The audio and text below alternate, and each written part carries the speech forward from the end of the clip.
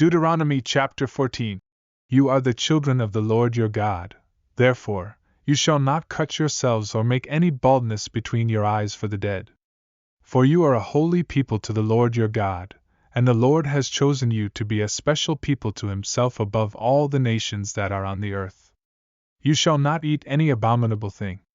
These are the animals which you may eat: the ox, the sheep, and the goat, the deer, the gazelle, the roebuck, the wild goat, the ibex, the antelope, and every animal that has a divided hoof and cloven into two parts, and that chews the cud among the animals, that you may eat.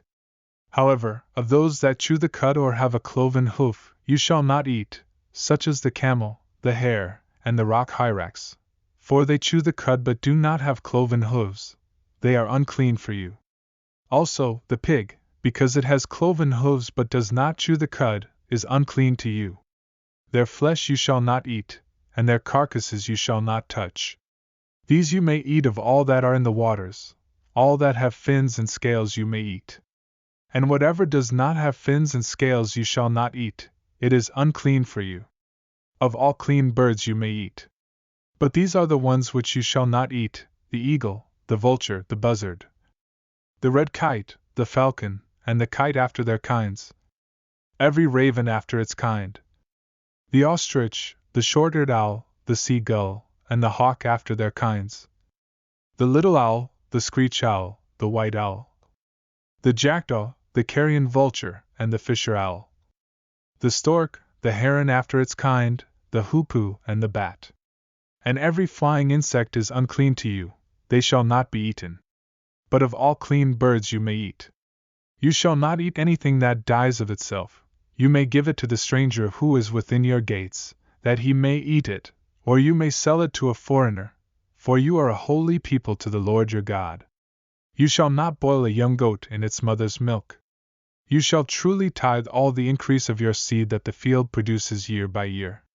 And you shall eat before the Lord your God, in the place where he chooses to make his name abide, the tithe of your grain and your new wine and your oil, of the firstborn of your herds and your flocks, that you may learn to fear the Lord your God always. But if the journey is too long for you, so that you are not able to carry the tithe, or if the place where the Lord your God chooses to put his name is too far from you when the Lord your God has blessed you, then you shall exchange it for money. Take the money in your hand, and go to the place which the Lord your God chooses. And you shall spend that money for whatever your heart desires, for oxen or sheep, for wine or similar drink, for whatever your heart desires. You shall eat there before the Lord your God, and you shall rejoice, you and your household. You shall not forsake the Levite who is within your gates, for he has no part nor inheritance with you. At the end of every third year you shall bring out the tithe of your produce of that year and store it up within your gates. And the Levite, because he has no portion nor inheritance with you, and the stranger and the fatherless and the widow who are within your gates, may come and eat and be satisfied, that the Lord your God may bless you in all the work of your hand which you do.